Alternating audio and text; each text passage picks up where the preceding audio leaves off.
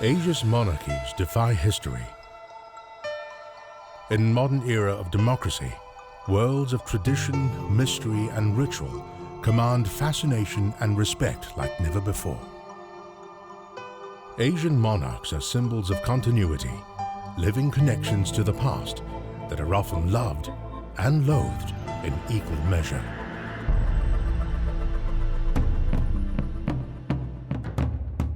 Royal families appear an anachronism, relics from ancient times.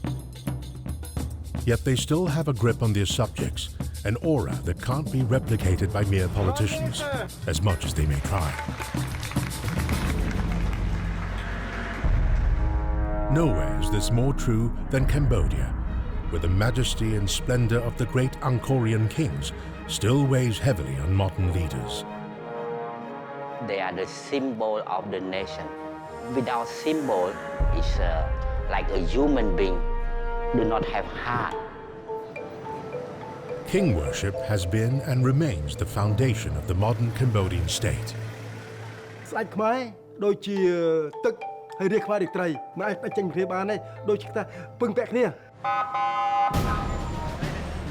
Recently, Cambodia has been dominated by the figure of one man, Norodom Sihanouk, a man whose career path reads like a work of fiction. King, then prince, prime minister, then film director, king again, and now king father. When you're in power for too long, you become corrupt. You become a dictator.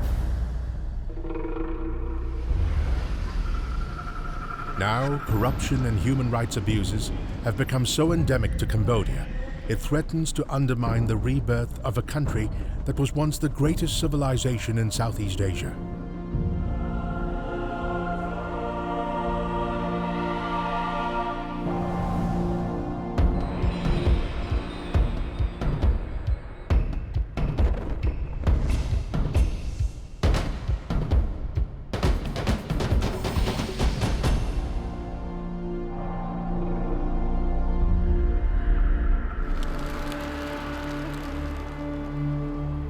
Monarchy in Cambodia has lasted more than 1,000 years. It has survived against the greatest of odds, from foreign invasions to colonialism, coup d'etats to communist revolution.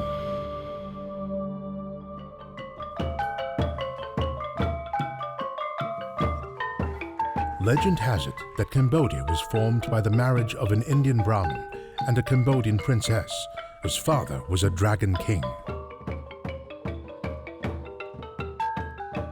The Brahmin shot a magical arrow into the princess's boat that so frightened her she agreed to marry him.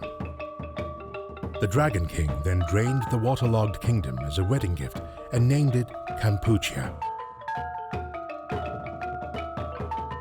The kings of Cambodia can trace their origins to this mythical pair, and the influence of India and foreigners in general on the course of Cambodia's history was established.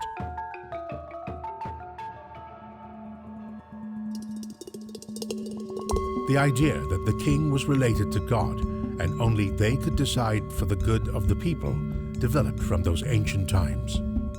ប្រជាជនឬក៏ប្រជាពលរដ្ឋដែលនៅក្នុងសម័យកាលនោះគិតថាព្រះរាជាគឺជាក្សត្រដោយសារតែឥទ្ធិពលនៃអ្វីមួយដែលហៅថាចក្រភពហើយរឿងនោះគឺតាក់ទងមកពីក្លឹងតែម្ដងគឺគេគិតថាព្រះមហាក្សត្រនោះលោកគឺជាអាទិទេពមួយប៉ុន្តែមិនមែនអាទិទេពដែលនៅលើមេឃនោះទេតែជាអាទិទេពដែលនៅលើដី Kings were worshipped as fathers of the nation, providing security and prosperity. During the great Angkorian civilization that lasted from the 9th to the 15th century, this devotion to the kings was so strong, people gave their lives to building and carving the magnificent temples that still exist today. This paternalism continued right into the 20th century, when King Sihanouk won independence from the French and called himself the father of the nation. ព្រះបាទនរោត្តមសីហនុព្រះបិតាជាតិបាទ ដែលខ្មែរចិត្តទុកថាជាមិត្តរូបឲ្យជាតិហ្នឹងលោកទ្រង់ស្វែងយល់ណាស់អ្វីដែលជាសេរីភាពអ្វីដែលអធិបតេយ្យជាតិអ្វីដែលជាបូរទឹកដីហើយលោកជាអ្នកការពារអ្វីដែលគេថាសាសនាណាបាទបានយើងដឹងហើយបាទគេថាបាវនារបស់ប្រទេសយើងគេថាជាតិសាសនាមហាក្សត្រមិនអាចគេថាវាបែងចែកដាច់គ្នាទេ Sihanouk was ousted from power by a coup d'etat in 1970 that eventually gave way to the barbaric Khmer Rouge.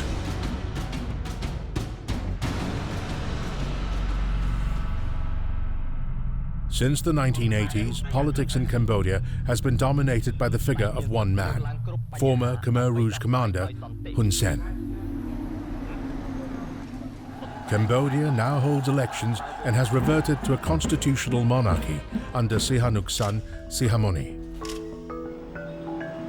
But a culture of corruption, especially amongst the armed forces and police, has been allowed to develop in recent years, something Prime Minister Hun Sen has promised to tackle. Corruption is the major issue in this country. You can see that every report come out from the UN or from any research or international organization that is dealing with corruption. Cambodia will be the worst place on earth. Cambodia ranked almost at the bottom in Transparency International's 2009 Corruption Perception Index. Politicians hoped for a better future whilst living with the nightmare of the Khmer Rouge. For us, it's not exactly what we dreamt of when we were stranded on the refugees camp on the Thai border and Cambodian border. We thought that we could, with a new start, have a democracy. At least the people will be free to talk. I know that maybe peace and stability is at that price, but at least they should strike a balance. 2004 was a turning point in Cambodia's history. After 60 years, the overwhelming presence of Sihanouk suddenly disappeared, and Prime Minister Hun Sen moved quickly to fill the void.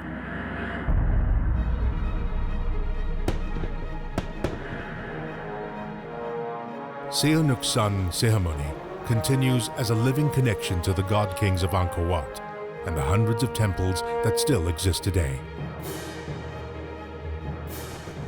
Angkor Wat even graces the country's flag.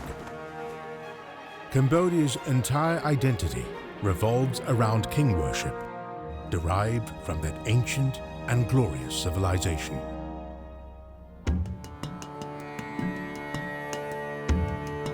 For the last 1,000 years, Cambodians have worshipped their kings as representatives of God.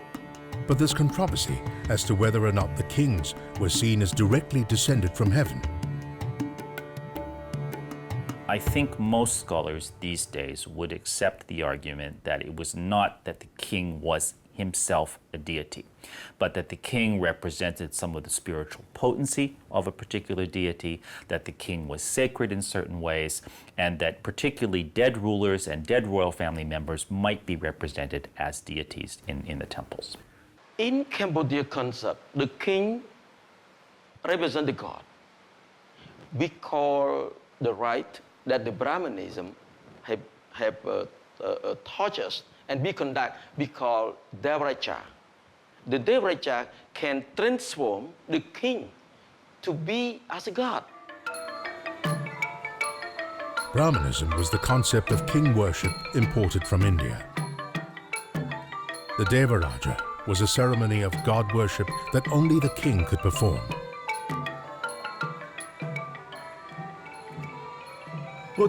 Anh ấy phim phim chẳng cái tha dương yul cái tha bập thoi khmai thật là yul cái tha lơ môn than pi môn than tí muối cái tha khuyên bập thoi môn khmai tí pi tích cái tha bập thoi India cá room sòng va rồi viên bập thoi pi nấm thoi khmai miền lệ khana bập thoi muối đau phi sai phi sal. In the year 802, this fusing of cultures gave birth to the first king of Cambodia, Jayavarman II, who laid the foundations for a thriving civilization that was to last for 700 years. ជាស្ដេចចក្រភពមួយដែលល្អនោះ ដែលជាការចាប់ផ្ដើមកំណើតនៃសម័យអង្គរនោះគឺដោយសារលោកត្រឡប់មកស្រុកខ្មែរហើយលោកធ្វើការបង្រួបបង្រួមជាតិលោកយាងទៅកាន់ភ្នំគូលែនដែលលោកបានបង្កើតទីក្រុងមួយឈ្មោះហៅថាមហេന്ദ്រពុរៈដែលជាក្រុងមហាព្រះឥន្ទនោះ Jayavarman II and his subjects built their first city in the Kulin Mountains, 45 kilometers from Angkor Wat. The fact that it's one of the highest points in the country is no coincidence. The mountain is important to our people, to our Brahmanism, because we need the temple represent the mountain. So we build the temple as a mountain, and we look at the God on the top of the mountain. Every king that followed Jayavarman II wanted to build on his success, to build bigger, grander temples to honor Jayavarman as the founder of the kingdom. Each king would demonstrate his divinity by controlling nature, as the gods did, by digging reservoirs and irrigation channels. For this, the king expected complete subservience from his subjects, and a pattern of authoritarianism was established in the country that continues to the present day. People worked tirelessly in the name of the king and God. These were vast enterprises, similar in scale to those of ancient Egypt and the Mayan and Aztec civilizations of Central America. People have to use their own labor to work for the nation, not only for the God, but for their own obligation. So people pay the tax, but not really money that we used to say in our present day, but we use our labor to work for the people, to work for the nation, and work for the king, finally, work for the God.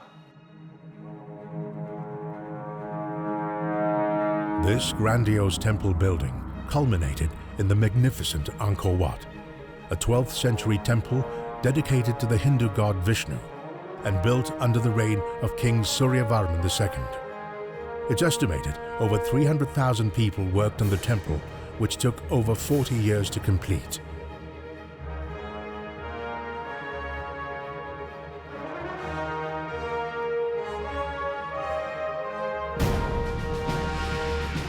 Every temple built was a catalogue of the world of the gods and the kings, a documentation of their wondrous exploits. Nowhere is this more evident than at Angkor, where the bas reliefs of the temple are lined with depictions of battle and the celestial apsaras, women who danced for the pleasure of the king and his courtiers.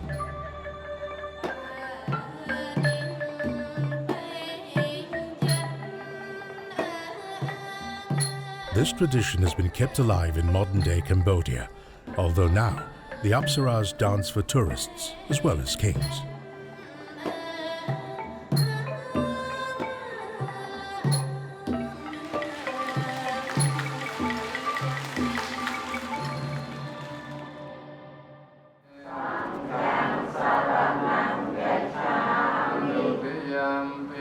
As Buddhism took hold in the country from the 13th century, Cambodia's kings began to be seen as representatives of Buddha and not Shiva, Vishnu or Brahma from Hindu beliefs.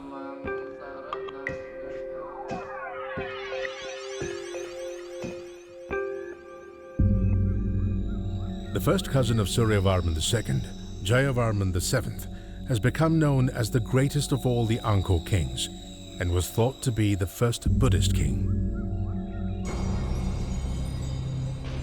His temple building was on an impossibly grandiose scale and can be seen as a direct response to the invasion of the Champa Empire from present-day Vietnam in 1177.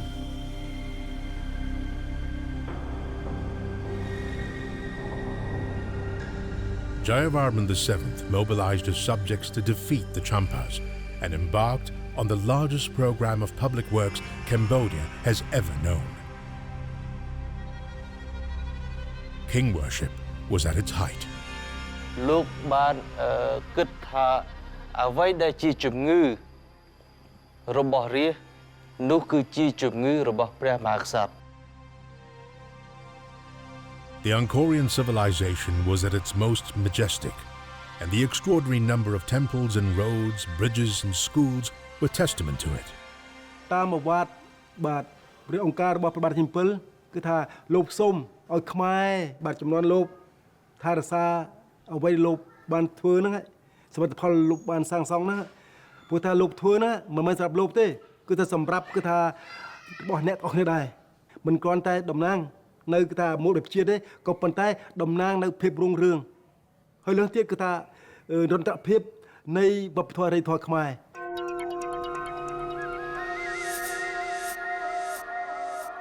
Jayavarman's own state temple was the incredible Bayon, a multi-faced building of ascending peaks, each with a face on its four sides.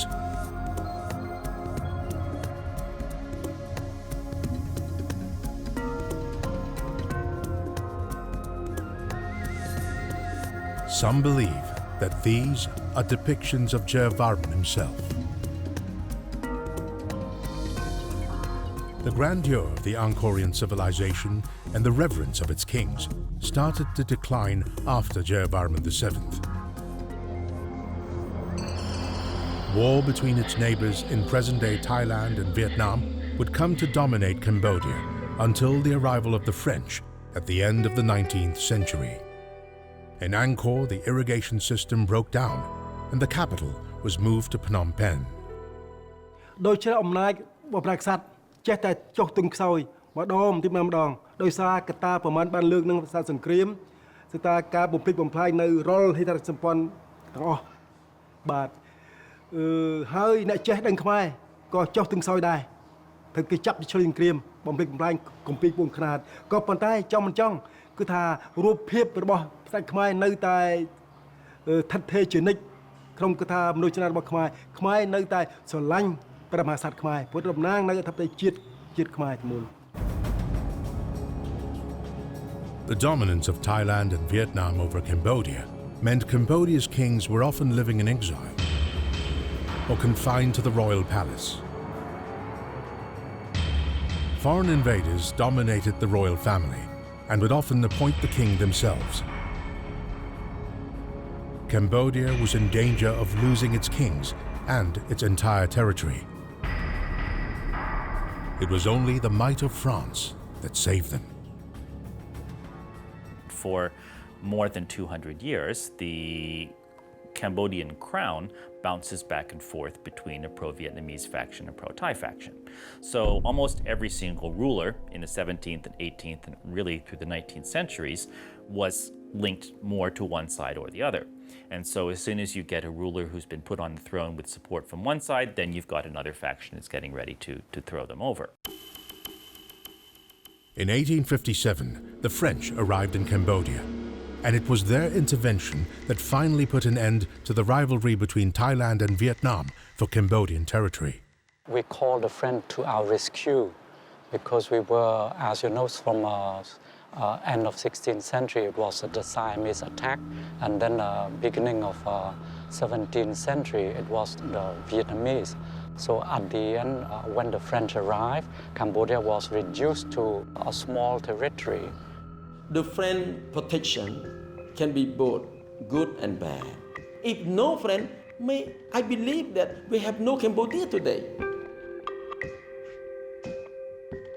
In 1863, Cambodia became a French protectorate, and at the beginning, this was a bilateral relationship.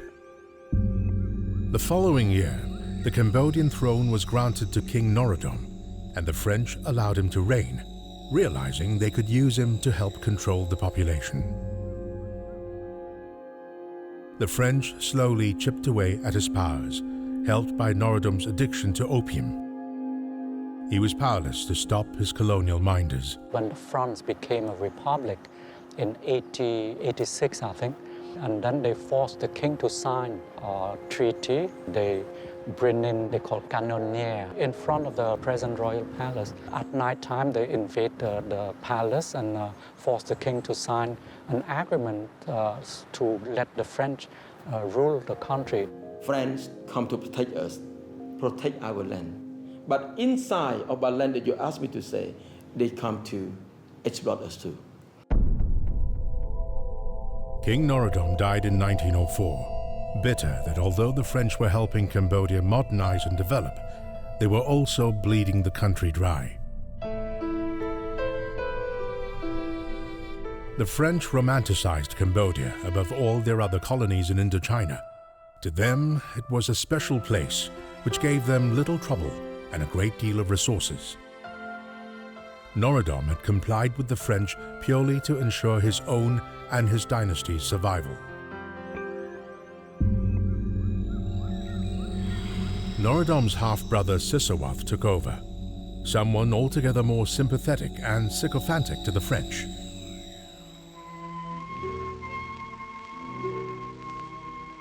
Cambodia had become a fully fledged colony. The days of a protectorate were over, and authoritarianism became once more the system by which Cambodians were governed.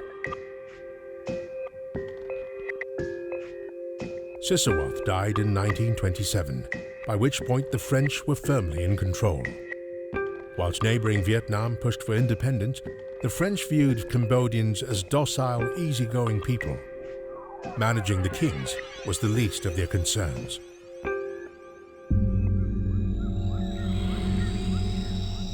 In 1941, the French decided to unite the Norodom and Sisowath branches of the royal family, appointing an unknown 19-year-old who was related to both lines, Norodom Sihanouk. They believe that since he's young, it's easy to control him, but they make a mistake because he's was a lot of problem. I think they held a wrong perception. He said, oh, his prince is very young, his personality is more attractive by women and music and, a rising horse. He gets some ideas already about how to bring Cambodia to reach independence. French Marshal, I said that Prince Sihanouk is a crazy, but he's a genius crazy boy. This young prince has some vision about his kingdom.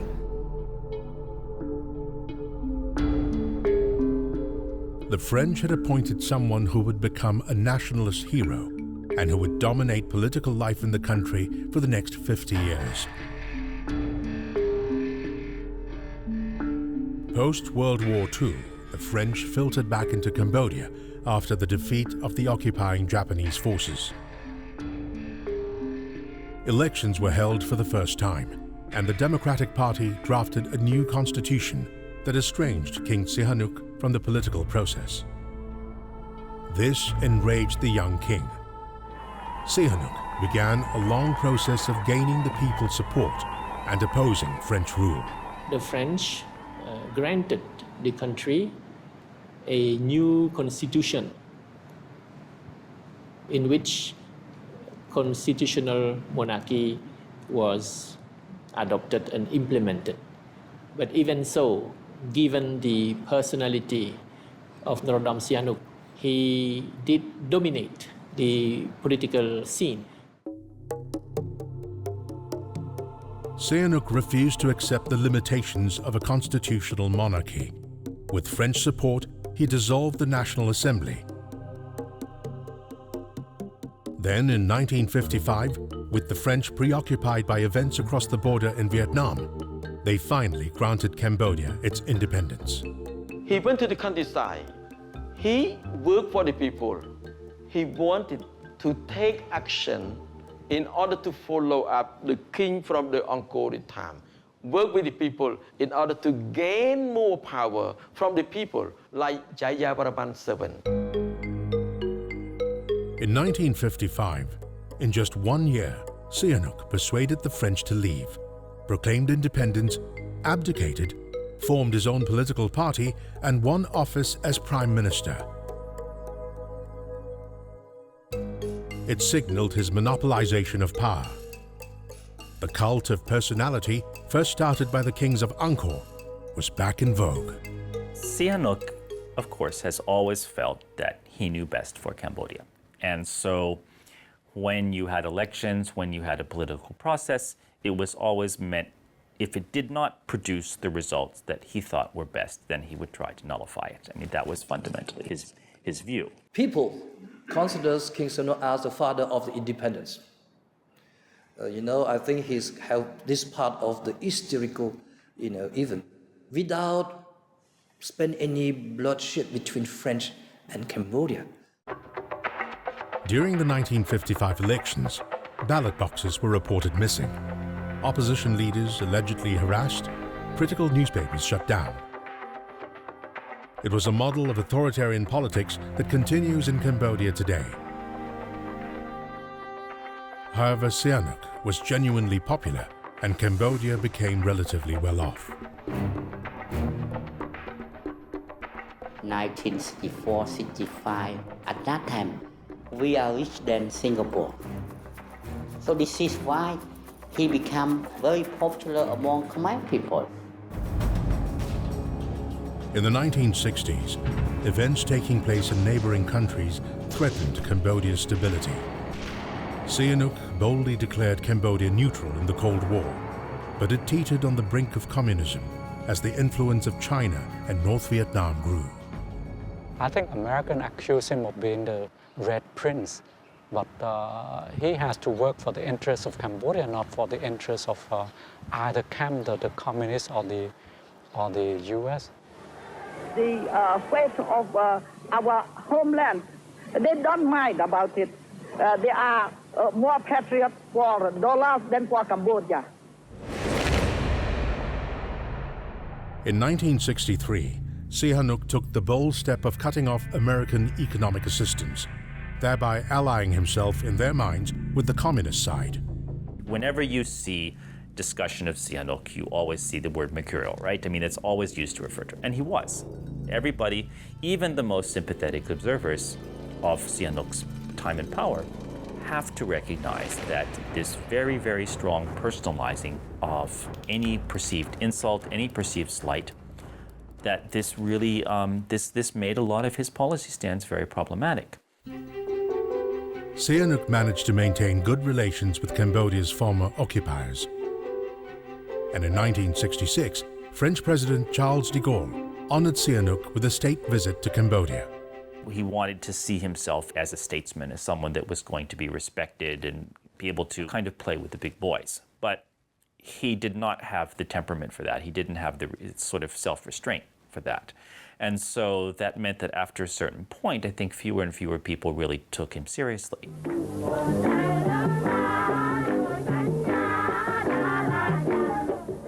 Sihanouk became increasingly vain and bored with politics.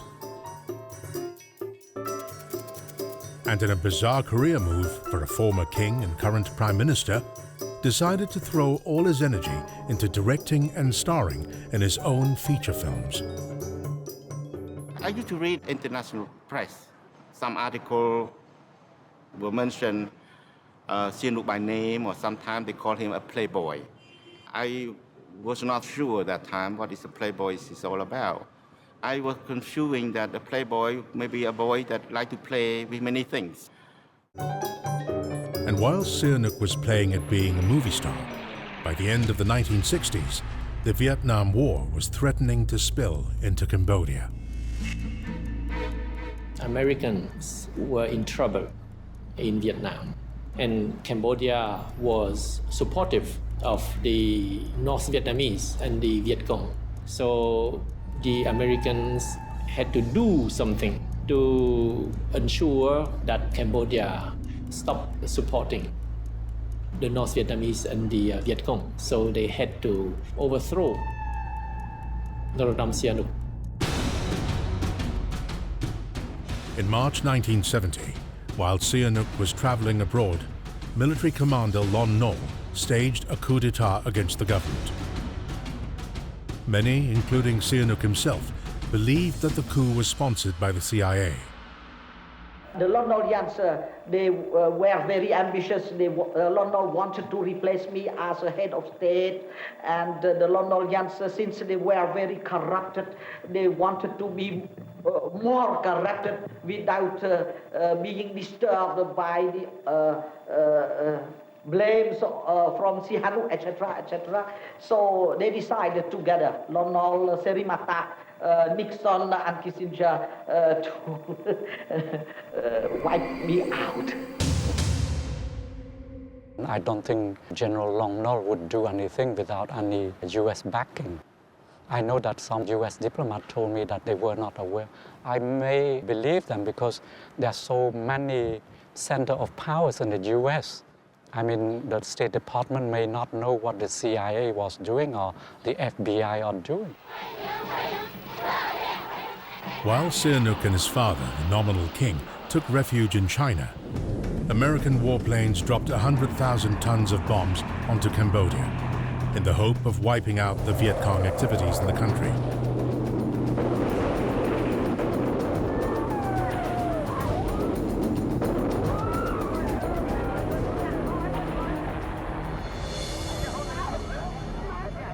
It was a brutal, illegal campaign, sanctioned by Secretary of State Henry Kissinger. Sihanouk was desperate to return to power and allied himself with a growing band of communists who were taking over the Cambodian countryside, the Khmer Rouge. In 1973, he even wore their trademark scarf on a secret visit to their training camps to garner support.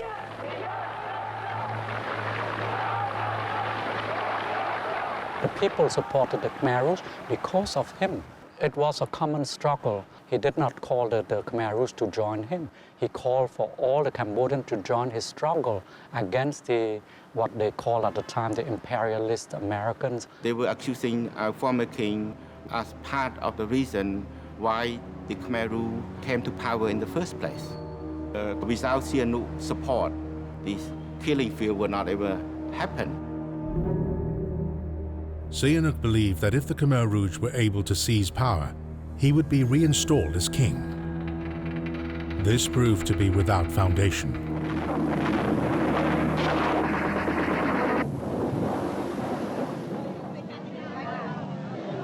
On April 17, 1975, the Khmer Rouge invaded Phnom Penh. I was playing soccer with other kids, and there were a lot of people running to the street and say, the Khmer Rouge came in, the Khmer Rouge came in. I saw the first time the tank came into the circle, and a lot of I saw some kids on the tank with black clothes, and they were frown faces, but they have guns. On the day of 17 April 1975, I was in Phnom Penh. I have seen a lot of Khmer Rouge troops enter Phnom Penh. They told my family by loudspeaker, could you please go to countryside only 3 days and you can come back after 3 days. You cannot stay in Phnom Penh because there will be immediately U.S. aircraft will come to drop bomb. Not 3 days, more than 3 years, nearly 4 years.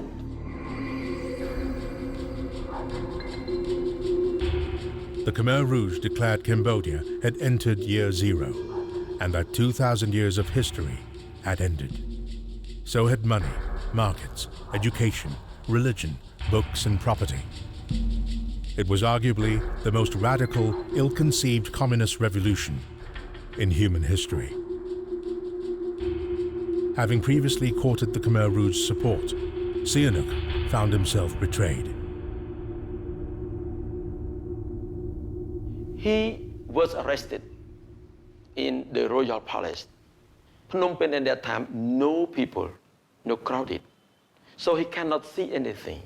About the people in the countryside, he cannot view at all.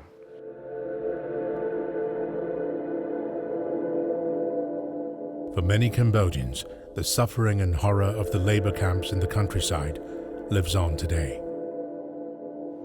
I miss my childhood. I grew up during the war times. I never been a kid. I never had a toy to play with. I never have a real family. I don't have fathers, many sisters, aunt, and uncle to call. Right now, when you look around, the growing of new society, people have their family. So it's upsetting. I was very close few times to having a really bad dream, and I don't know what to do with it. I got up in the middle of my dream and choked. I literally choked twice in my life, and I was very close to choke myself to death. They accused my sister of eating the stolen food from the dead body of her own husband. So to prove that she did it, they took her to hospital and performed the operation, cut her stomach open, and she died.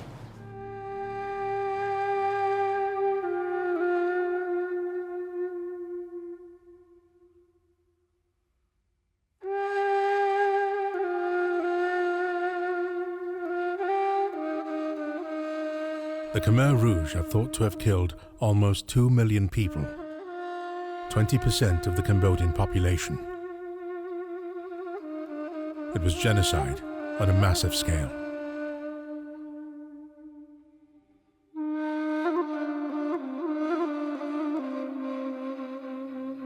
Same the movie killing field document history good movie killing field. It is true. Okay. This is a bone. The victim that died here. You see the victim here.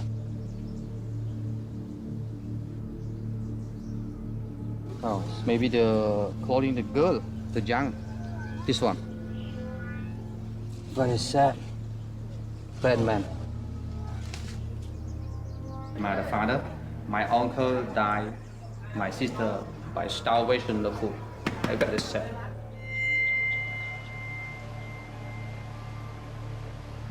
To the Cambodian people, my family is angry about. No cannot forget.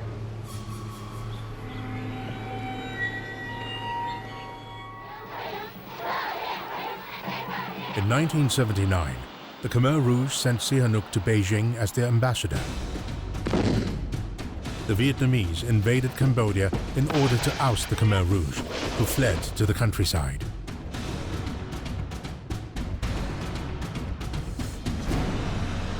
Sihanouk was to remain in China for the next 12 years, waiting for his people to embrace him as their leader again. Most Cambodians welcomed the Vietnamese forces with open arms as a relief from the horrors of a genocidal regime.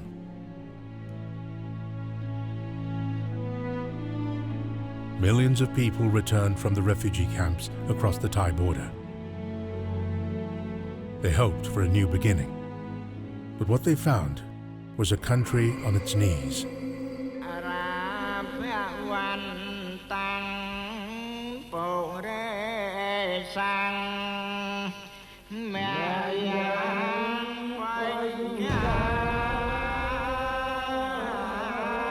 The Khmer Rouge had devastated the rural economy. The rice harvest had failed, and the people and army left starving.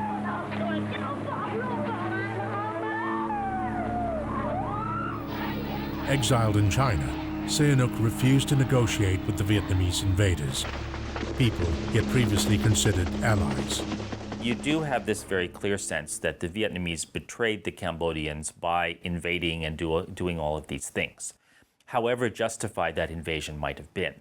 And I think he did have a feeling that the old sort of camaraderie which he had enjoyed with the Vietnamese leaders back in the early 70s, that was gone. The Vietnamese installed a young former Khmer Rouge commander as prime minister. Hun Sen has remained in power to this day. The Vietnamese finally left Cambodia in 1989. Sihanouk returned to his country in 1991. After years of devastation and war, he was seen as the only way to unify the country. Monarchy was a bridge to a history that had been lost for more than 2 decades.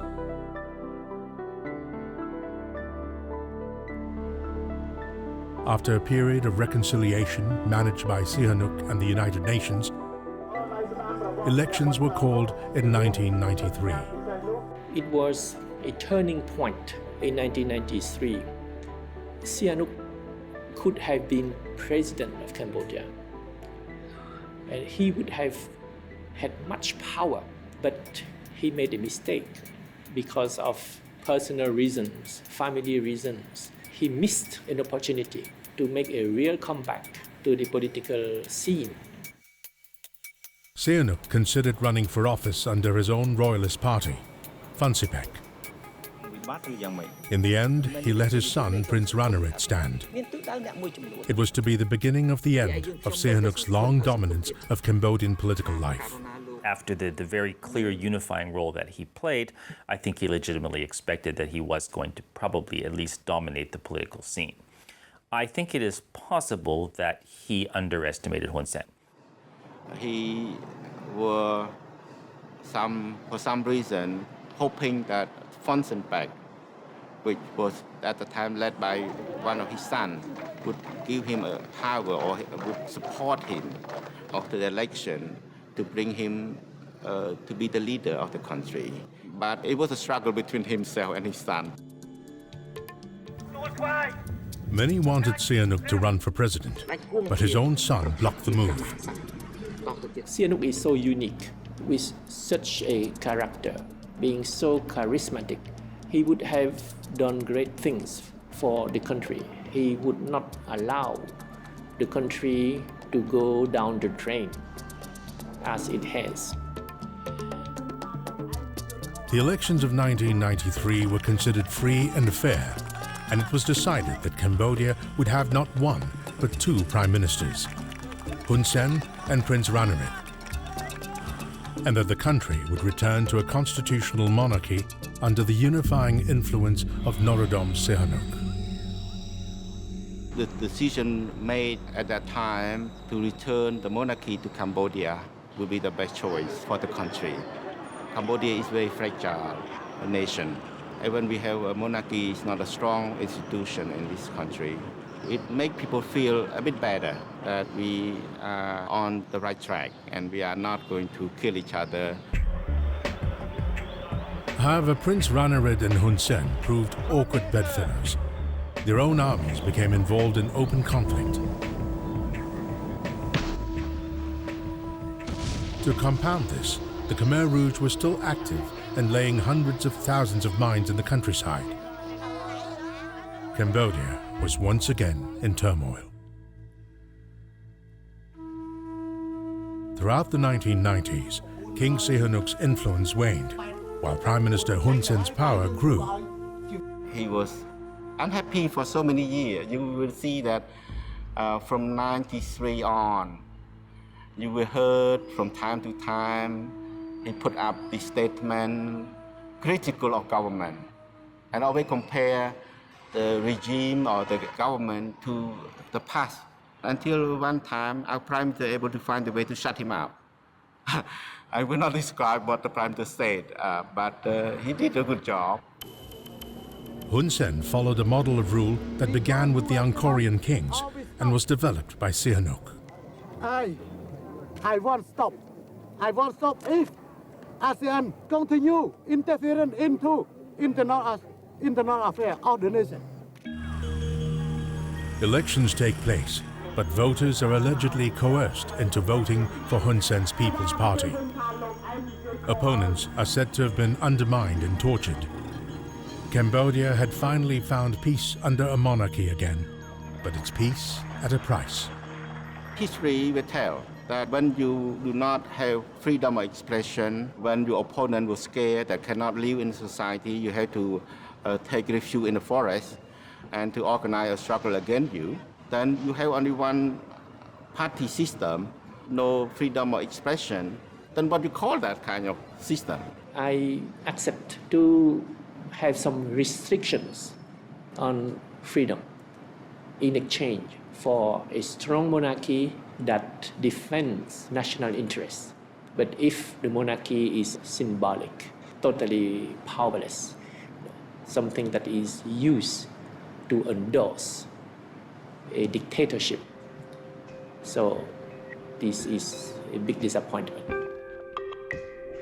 Whilst Hun Sen consolidated his power, in 2004, Sihanouk surprised everyone by suddenly abdicating in favor of his second son, Sihamoni, someone untainted by the corrupt politics of the country. He was a ballet dancer based in Prague and was somewhat surprised to get the call to the throne.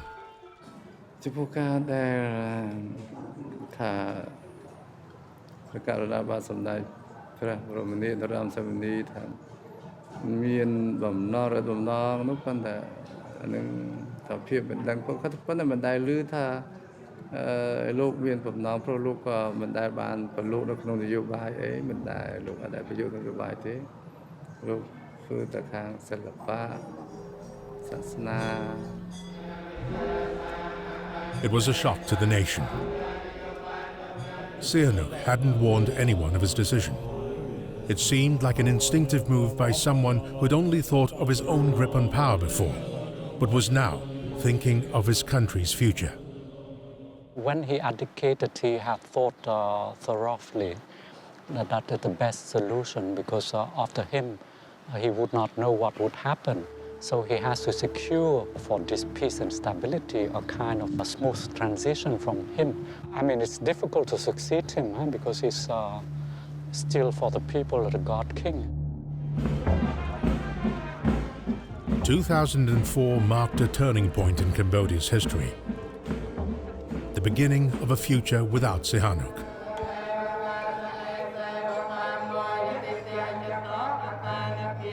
However, the past inhabits the present like a bad dream. The country desperately needs closure.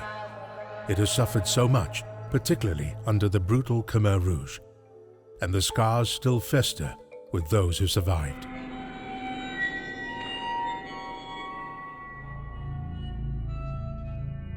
In 2009, leaders of the hated Khmer Rouge stood trial to bring an end to the worst chapter in Cambodia's long history.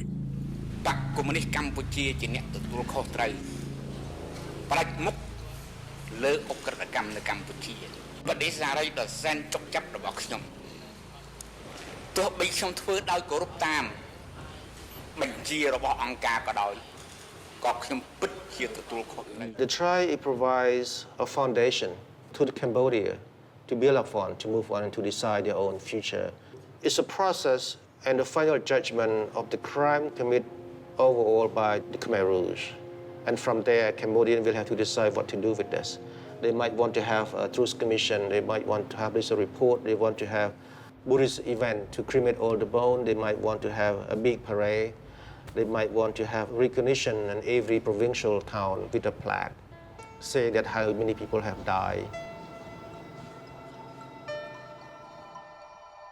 Cambodia is finally coming to terms with its history. From the grandeur of Angkor to the maneuverings of Sihanouk, there's been an innate feeling of greatness amongst the Khmer people, based in the majesty of their kings. Cambodian people have been through many generations. You talking about communists, you talking about royalists, you talking about republic, we've been through all. So our people enough to experience about this. What the concern is only they want peace. The horrors of the past, a lack of good governance, and corruption have left Cambodia disastrously poor at the start of the 21st century.